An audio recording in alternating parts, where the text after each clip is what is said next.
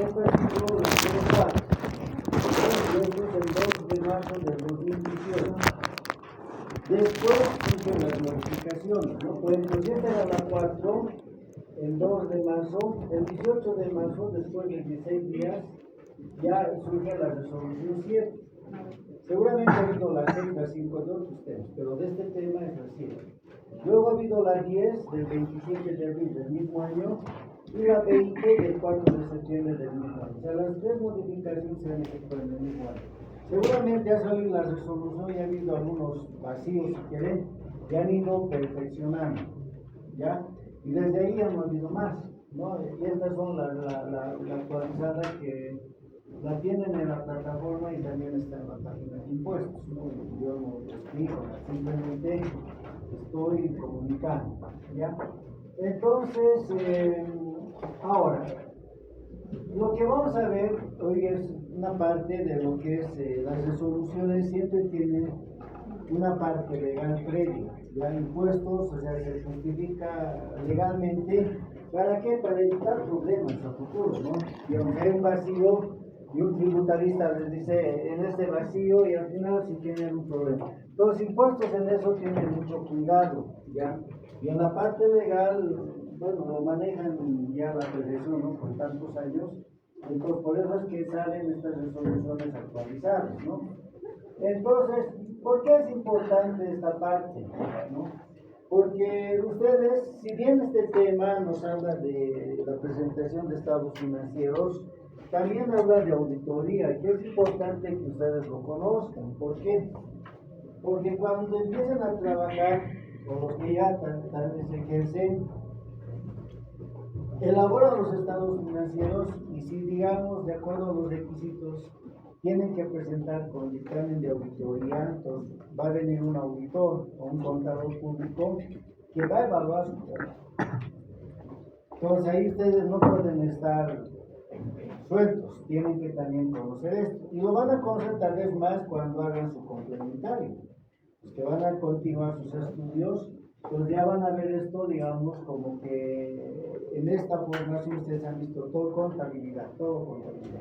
Y en la parte del complementario ya se ve auditoría, ¿no? Financiera 1, 2, 3, gabinetes, algo operativa, tributaria, ambiental, forense, informática y varias cosas, ¿no? Entonces, es importante que ustedes conozcan. Ahora, el auditor o el contador público que hace el trabajo de auditoría examina, ¿no? Lo que hace el contador, ¿no? Lo que ustedes arman, examina. Pero también aquí hay muchas situaciones, ¿no? Hay muchas situaciones porque, a ver, imagínense un auditor con 20 años de experiencia. Bueno, conoce, ¿no? Porque ya el tiempo ha dado que pueda conocer diferentes empresas. Pero imagínense un contador de que tenga 2 años de experiencia, un auditor, frente a un contador que trabaja 20 años en la empresa. El contador puede ser que conozca más, ¿no? O sea, conozca todas las debilidades de la empresa, sus fortalezas, o sea, todo lo que tiene que ver con la empresa, ¿no? Entonces, en ese caso, el auditor tiene que prepararse, ¿no? Y actualizarse. Por eso en el área contable, en las firmas de auditoría, existen lo que son, también en contabilidad.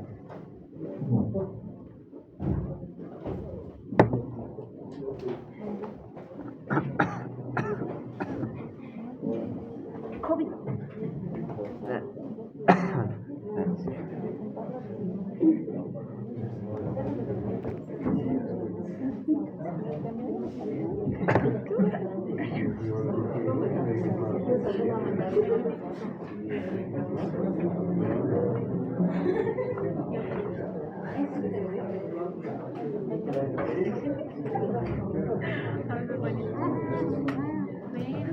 Bien. Entonces les decía, ¿no? Que si el contador pues, las conoce.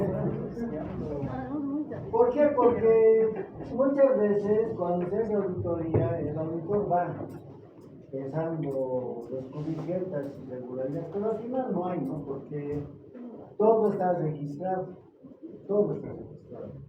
¿ya? Entonces, en especial en las privadas todavía hay mayor control, ¿no? Porque tienen auditor interno, o sea, más control.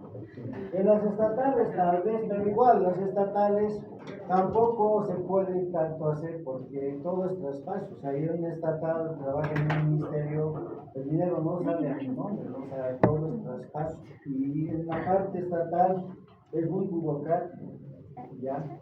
Entonces, tal vez es medio complicado, ¿ya?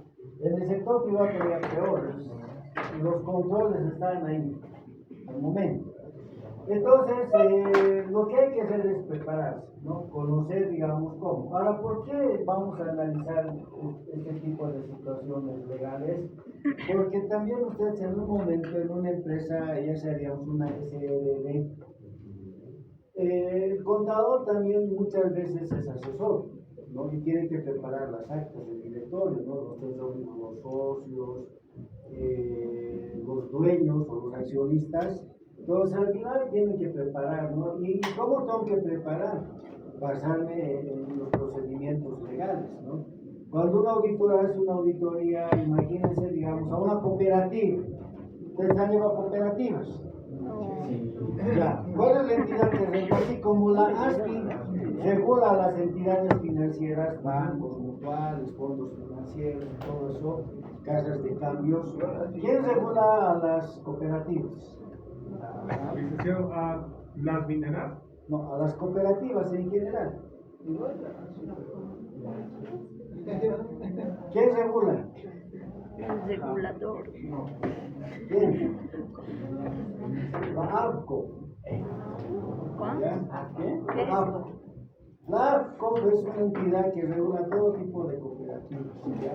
Y cuando, digamos, se presenta lo que son estados financieros, dictamen de auditoría, se presenta, digamos, para lo que es cumplimiento tributario. La ARCO para cooperativas igual te pide sus requisitos, no tiene sus formatos, ¿ya? Entonces, y así hay una serie de entidades, ¿no? que regulan. Como les digo, el mercado es variado, es bien variado el mercado. Entonces, nosotros, ¿qué tenemos que hacer? Tenemos que estar pues a lo que ellos piden, ¿no? Y como auditores muchas veces, entra auditoría, por eso estoy hablando, tienen que saber ustedes revisar. Ya, no es nomás auditoría de estados financieros, ya traigan su balance y voy a revisar. No es eso. No es eso. Los balances, si bien el auditor puede elaborar en base a la información que le proporciona, tengo que revisar, por ejemplo, de una entidad su estatuto, sus asambleas de socios, qué han resuelto en esas asambleas. El anterior dictamen de auditoría, ¿qué es lo que ha recomendado? Porque el auditor, ¿qué hace? Recomienda nada más. Pues recomienda hacer estos cambios. Y si la entidad ha cumplido con esos cambios, entonces eso es lo que hace el auditor. Tampoco va con un mano, no, tienes la culpa, no. Sino que verifica y dice, no, no han cumplido, o han cumplido, o han cumplido parcialmente. Eso es lo que hace. ¿Para qué? Para que la entidad mejore, ¿no? Entonces, cuando ustedes revisen, digamos, y ahora en auditorías, por ejemplo, es fundamental la presencia de un abogado. ¿Ya? En equipos de auditoría dice ya un auditor, lo que les decía, ¿no? Tanto en contabilidad como en auditoría, cuando están empezando son los juniors, ¿ya? Con contadores juniors. Un contador ya tiene 10, 15 años de experiencia y es senior, ya tiene más experiencia. Lo mismo pasa en auditoría, los auditores juniors y los seniors, ¿no? Los seniors generalmente son los jefes del proyecto. Cuando agarran una auditoría grande, ya es un equipo de 10 auditores. Imagínense hacer una auditoría, no sé, a un banco, a ver, hacer, digamos, al Banco Unión, que es uno de los más grandes. Mínimo va a ser los 20 auditores a nivel nacional, ¿no? Y ahí también se necesita gente del área legal, ¿no? Y más que todo también gente financiera, ¿no? O sea, que tengan especialidad en finanzas. Entonces, ya se convierte en un equipo, ¿no? Y es un equipo y ahí tienen que, digamos, ver y detectar todas las debilidades que tengan. ¿No? Entonces, de esa manera, ahora una empresa chiquitita, digamos, no sé, un fondo financiero, ahora dos auditores, un auditor y un abogado. O sea, mucho depende de la magnitud, ¿no? Porque hay auditorías que requieren Se puede hacer solamente en La Paz o se puede hacer a nivel nacional, ¿no? Hay que ir a los lugares, ¿no? Y eso se llama inspección física. Bien, entonces todas las resoluciones, miren, bueno, esto es del 2 de marzo del 2018. Siempre toda resolución va a tener la parte legal y después entra la parte técnica, en este caso la parte técnica tributaria, ¿no? Y ahí al final hay algunas disposiciones transitorias, ¿no? Pero aquí también interesante es ver lo que dicen los del área legal, ¿no? La prelación legal. Primero están las leyes, con la ley, esto también es la ley, y recién pasan a los decretos. Después vienen las resoluciones, ¿no? Entonces aquí, por ejemplo, ¿cómo empieza esta resolución para hablar de este tema de presentación de estados financieros y de información tributaria complementaria en física y digital? Vistos y consideramos el artículo 64 de la ley 2492, que vamos a hablar que es el nuevo código tributario, y miren, interesante, ¿no? Del 2 de agosto del 2003. Pero no me dice la ley 2492 y nos olvidamos. No sé de dónde será esa ley o cuándo se va a promulgar. Es que, digamos, impuestos tiene cuidado de hacer la precisión de la fecha, del 2 de agosto del 2003. Y si nosotros analizamos a esta fecha, esta ley ya tiene 20 años, ¿no? El 843 es más antiguo, es del año 86, ¿no? Entonces, dice Código Tributario Boliviano. Entonces, ¿qué dice este artículo? Establece, dice que la administración tributaria o impuestos se encuentra facultada, ¿no? ¿Para qué? Para emitir normas administrativas de carácter general a los efectos de la aplicación de la normativa tributaria. O sea que este artículo 64 de la 2492 le faculta impuestos para emitir normas administrativas de carácter general. O sea, si ustedes analizan desde un punto de vista, también esto es metodología, dice de manera general, va a ir de lo general a lo particular, entonces sería un método deductivo, digamos, ¿ya? Estaríamos hablando de un método deductivo. Ahora, si bien esta ley, este artículo faculta a impuestos para emitir normas administrativas de carácter general, sería bueno si tienen ahí, que los artículos 78 y 79, miren, es preciso, no se está diciendo busquen en tal página, no. El artículo 78 y el artículo 79 de la misma ley, del 2 de agosto del 2003, faculta también a la administración tributaria, dice, ¿a qué? A que pueda reglamentar la presentación, esto es importante, de declaraciones juradas de forma impresa o por cualquier medio tecnológicamente disponible en el país. Estas dos palabras para mí es clave, declaraciones juradas y medio tecnológicamente disponible. Cuando habla de declaraciones juradas, y me está hablando aquí de lo que es presentación de estados financieros, declaraciones juradas pueden entender el IVA, el IT, el IVE, el RSIVA, las boletas, los formularios 500, 510, el 510, 520 y otros, además del 605, que también es una declaración jurada. O sea, me está hablando aquí, no dice declaración jurada del IVE, me está hablando de manera general aquí. O sea, que se puede aplicar. Y les decía también la última clase, esta palabra para mí está muy clara. Medio tecnológicamente disponible. En la ley 843 del año 86, no había pues, no estaba tan difundido lo que es la tecnología. Y a partir del año 2000 ha ido entrando, y entonces ellos toman igual de manera muy genérica medio tecnológicamente disponible. O sea, impuestos ya de entender que puede ser un correo electrónico, puede ser un WhatsApp, un Telegram o un mensaje de texto donde te puedan notificar digitalmente.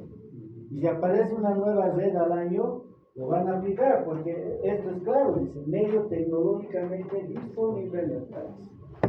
Y si el WhatsApp desaparece y aparece otro, no hay problema, porque eso ya da a entender. Yo les digo, Es interesante analizar esto y comprender, ¿ya?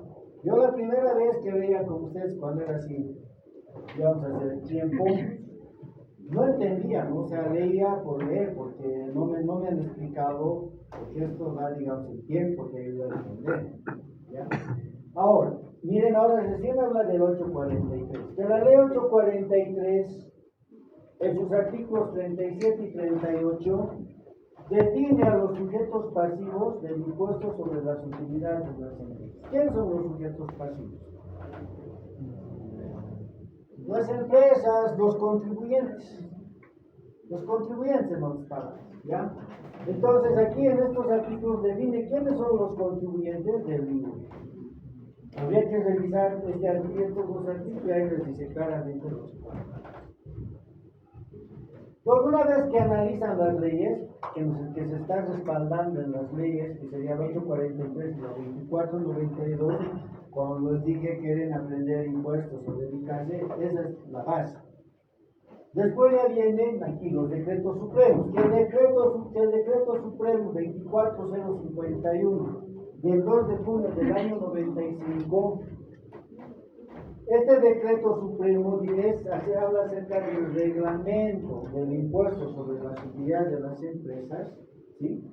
Artículos 2, 36 y 39, dice que establece la obligación de presentar estados financieros a los sujetos pasivos, o en otras palabras, a los contribuyentes del impuesto sobre las utilidades de las empresas IVA, así como los plazos y formas para su cumplimiento. ¿Cuáles son los plazos? Comerciales y servicios, 31 de diciembre, industriales al 31 de marzo, ¿eh? Mineros, entonces esos son los plazos. Y las formas, bueno, cada rubro tiene, digamos, su resolución específica, ¿ya? Entonces, de esa manera nos dice. Luego, ¿qué más? Seguimos viendo, dice, a ver, el artículo 1 y 3 del decreto supremo 26.226 del 21 de junio del 2001. Miren, esto tiene 22 años de vigencia. Este decreto supremo dice que faculta impuestos, por ejemplo, a la administración tributaria ha tenido varios nombres: servicios de impuestos internos, servicios de la renta, impuestos nacionales, servicios, ¿no? Y en resumen sería administración tributaria. Facultan a la administración tributaria a que pueda definir, reglamentar la forma y plazo y condiciones de presentación de estados financieros con dictámenes de auditoría externa. Ya está hablando de dictámenes, ¿no? O sea, ya estamos entrando al tema. Yo les decía, este tema, si bien habla de contabilidad tributaria, también habla de auditoría. Ahora, más abajo dice que después, miren, decreto supremo, ¿no ven? Por prelación ya recién baja a resoluciones, que la resolución normativa del directorio 10.003005, esto es del año 2005, del 14 de septiembre del 2005, igual bastante tiempo, 18 años tal vez. Procedimiento de qué? De formalización, esto es importante. Procedimiento de formalización para la exención del IVA. Disposición final segunda establece la forma y los requisitos para la presentación de la memoria anual. ¿Qué quiere decir eso? A ver, ¿qué entienden? Desde aquí quisiera que me digan: formalización para la exención del IVA. Disposición final segunda establece la forma y los requisitos para la presentación de la memoria anual. ¿Qué dice?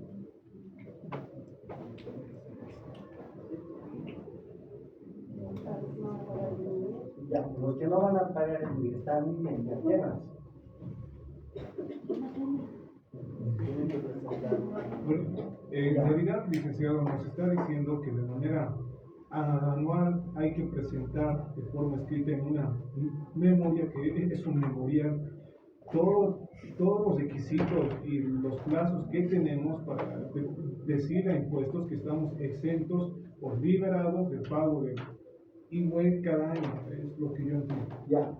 Cuando dice formalización, obviamente estamos presentando unos documentos, ¿no? Pues les digo, a veces es necesario tener una orientación, porque lo leen y está bien, como dice su compañera, está exento, pero ¿de qué? Aquí básicamente, cuando me dice exención del IUE de memoria anual, yo ya les digo, para mí es entidades sin fines de lucro, ¿ya? O lo que llaman entidades sin ánimos de lucro también ahora. ¿Qué significa eso? De que una ONG obviamente está exenta del IVA. ¿Por qué? Porque recibe donaciones, ¿no? O sea, en proyectos, por ejemplo, hay dos tipos de proyectos: proyectos de inversión y proyectos sociales. Proyectos de inversión es cuando ya yo quiero hacer mi proyecto, mi emprendimiento. ¿Para qué hacen su emprendimiento ustedes? Lo están haciendo emprendimiento para ganar, para lucrar, ¿no ven? Eso es así de simple. En cambio, los proyectos sociales, ¿quién los hace? Pueden ser las ONGs, puede ser el Estado. Por ejemplo, no sé, hay una, digamos, nosotros queremos establecernos de Viacha 30 minutos más adentro, hay terrenos, el gobierno o la alcaldía nos da, y tenemos nuestros terrenos, pero no hay nada, o sea, tenemos los lotes y no hay servicios básicos, no hay nada. ¿Qué hacemos? Nos organizamos entre nosotros, que somos los, en este caso los adjudicatarios, y gestionamos ante las autoridades, y lo primero que nos van a dar, digamos, alumbrado público. Van a poner postes, alumbrado público, ya vas a tener luz. Eso es un proyecto social. ¿Por qué? Porque se está beneficiando un conjunto de una población. Luego ya habrá una escuela, un parque. Esos son los proyectos sociales, ¿no? Que lo hacen generalmente, bueno, el gobierno, las gobernaciones, las alcaldías. Entonces, aquí, por ejemplo, cuando les decía es para entidades sin fines de lucro, cuando una entidad, una ONG, se constituye legalmente en Bolivia como ONG, impuestos, en la primera que se va a tramitar el NIF, no les va a dar la exención, no les va. Abren y les da, por ejemplo, el 500 es para estados financieros, ¿no? Para pagar el IVA. Les va a dar con el IVA el formulario 500. Una vez que me dan esa obligación, empiezo a trabajar como ONG. Y una vez que empiezo a trabajar, recién empiezo a tramitar la exención o la formalización de la exención del IVA. Me pueden dar en un mes, en 3 meses o tal vez en un año. Ya una vez que me dan, recién ya digamos, ya no presento el formulario 500, presento el formulario 520 para ONGs. Ahora, cuando una empresa, un contribuyente presenta estados financieros, presenta con notas a los estados financieros. ¿Por qué? Porque es una empresa comercial o lucrativa, entonces presenta las notas a los estados financieros, ¿ya? Una ONG no presenta notas a los estados financieros, presenta memoria anual. Ahora, como les decía, en esta semana estamos iniciando actividades como ONG. Vamos a impuestos, hacemos el trámite y pues no nos dan en primera instancia la exención, me va a dar el 500. Empezamos a trabajar y yo ya tengo que trabajar como empresa comercial. A fin de año, al 31 de diciembre de este año, no sale mi exención, porque eso te dan con una resolución administrativa. No me dan la exención, entonces, ¿qué hago yo como ONG? Presento el 500, los estados financieros y las notas a los estados financieros, como si fuera empresa comercial. Una vez que impuestos me dé la resolución administrativa de exención, recién presento lo que es el 520 memoria. ¿Se entiende, no ve? Pero mientras tanto no, ¿ya? Entonces, eso es lo que me dice. Las ONGs presentan memoria anual. Ahora, que la administración tributaria requiere contar, dice, aquí mire, ya estamos hablando con información digital oportuna de los estados financieros para un mejor control de las obligaciones tributarias vinculadas al IVA. Si se dan cuenta, nos está hablando solamente del IVA aquí, pero yo estoy generalizando porque un poquito para orientar, ¿ven? ¿Cómo está? Sobre el impuesto de las entidades residentes, así como para el control del comportamiento tributario de los contribuyentes. Aquí, por ejemplo, desde aquí, comportamiento tributario de los contribuyentes, pueden subrayar si tienen. Aquí se pone el RRT, es el registro del riesgo tributario. En algún momento les he hablado de eso, del registro del riesgo tributario, que nos habla del comportamiento tributario de los contribuyentes. Si ustedes con esa palabra buscan en impuestos, registro del riesgo tributario, hay una resolución normativa de eso. ¿Ya? Ahora, que conforme al inciso P del artículo 19 del decreto supremo, aquí estamos hablando de otro decreto, del 26.462, del 22 de diciembre del año 2001, igual hace 18 años. Este reglamento en este decreto supremo nos habla del reglamento de la aplicación de la ley número 2166. Pero ¿qué es esta ley? Esta ley dice del Servicio de Impuestos Nacionales, donde el presidente ejecutivo, en uso de sus atribuciones, el presidente ejecutivo de impuestos es la MAE, es la máxima autoridad ejecutiva, ¿no? Dice, en uso de sus atribuciones y en aplicación del inciso A del numeral 1 de la resolución administrativa del director, buscan todo esto del 28 de agosto del año 2002, dice que en base a esta normativa legal, el presidente de impuestos o la MAE se encuentra autorizado a suscribir resoluciones normativas de director. O sea, como les digo, está bien respaldado. Por tanto, ya hemos hablado de la ley, del decreto supremo, de una resolución normativa, incluso de una resolución administrativa, que está, ¿no? El directorio dice, por tanto, el presidente ejecutivo de interino, en este caso, del Servicio de Impuestos Nacionales, en uso de las facultades conferidas por el artículo 64 de la Ley del Código Tributario del 2 de agosto y las disposiciones precedentemente citadas, dice, resuelve. ¿No? Resuelve, dice, ¿no? O sea, ya tenemos la parte legal. Entonces, ya desde aquí, desde el capítulo 1, donde dice objeto, alcance y definiciones, ya empieza a desarrollar todo este tema de lo que es la presentación de Estados Unidos. ¿Ya? Y si se dan cuenta, aquí, bueno, para ustedes, ¿no? Nos habla en el artículo objeto, alcance, definiciones, pues es como una metodología que me está dando para ir entrando al tema. No es nomás, ustedes tienen que pagar impuestos, no, va entrando en detalle. Y estos puntos, como les digo, es una metodología como ustedes cuando hacen su proyecto de grado. Antecedentes, introducción, formulación del problema, objetivo general, específicos. Es una metodología, lo mismo aquí. Y estos puntos también cuando se hace auditoría tributaria se vuelve a utilizar. Incluso hasta copiamos lo mismo. ¿Por qué? Porque es una metodología que hay que respetar. ¿Ya? Entonces, ¿qué dice en el objeto que sería más que todo como el objetivo? Dice, reglamentar la forma, medios y plazos para la presentación física y digitalizada, ¿a dónde? A la administración tributaria de los estados financieros. Bien, aquí entran varias cosas. Se debe presentar de manera física y digital a impuestos, estados financieros, ya sabemos, balance general, cuáles resultados, todo eso, ¿no? Luego nos están diciendo que hay que presentar el dictamen de auditoría externa. Pero recae sobre todos los contribuyentes, no. Hay ciertos requisitos que lo vamos a ver más adelante, va a ir definiendo todo eso. Ya, dictamen de auditoría externa. Dictamen tributario, también hay un dictamen tributario. Ya, entonces ahí ustedes tienen que saber también la parte de auditoría tributaria en este caso. Informe de procedimientos mínimos tributarios. ¿Ya? Después viene la información tributaria complementaria. Esto sí ustedes tienen que saber llenar los 15 anexos. Antes eran 13, ahora son 15, ¿no? El ITC, información tributaria complementaria. Y o memoria anual, también, si es que fuera sin fines de lucro. De los sujetos pasivos o terceros responsables, contribuyentes, ¿no?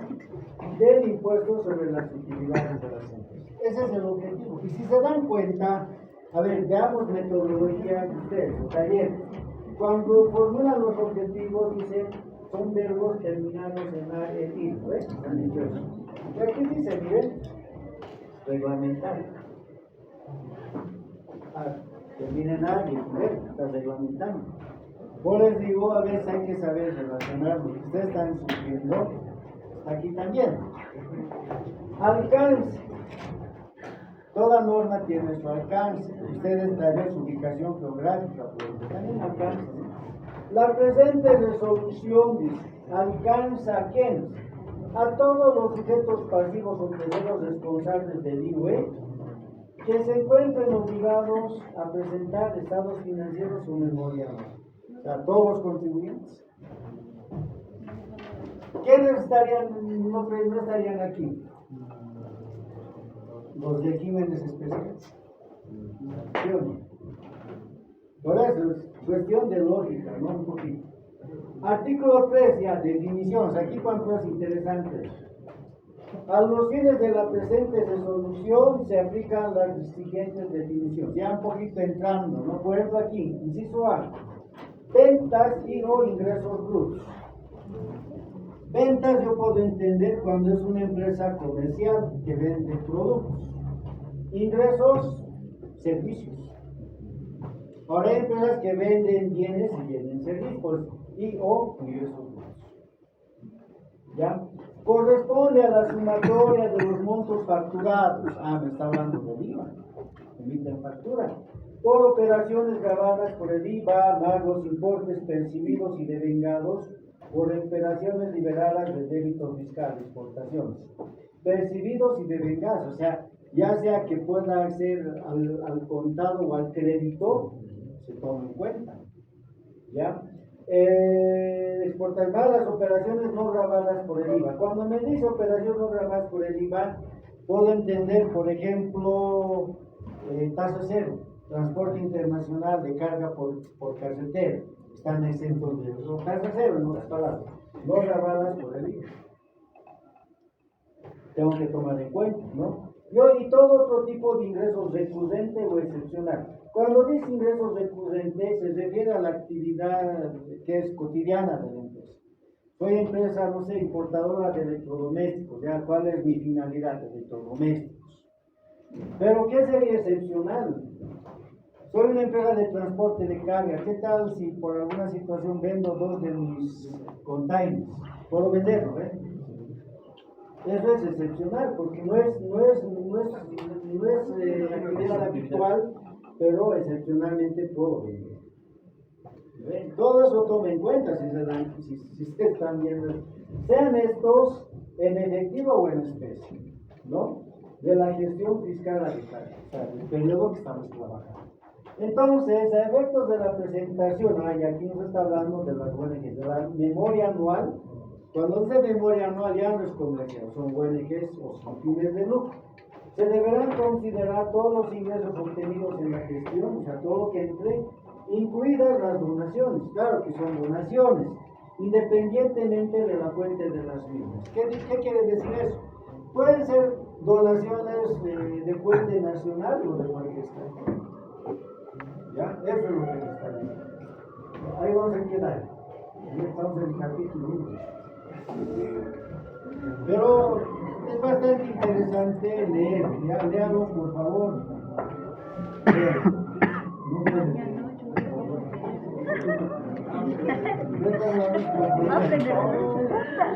Ay, no.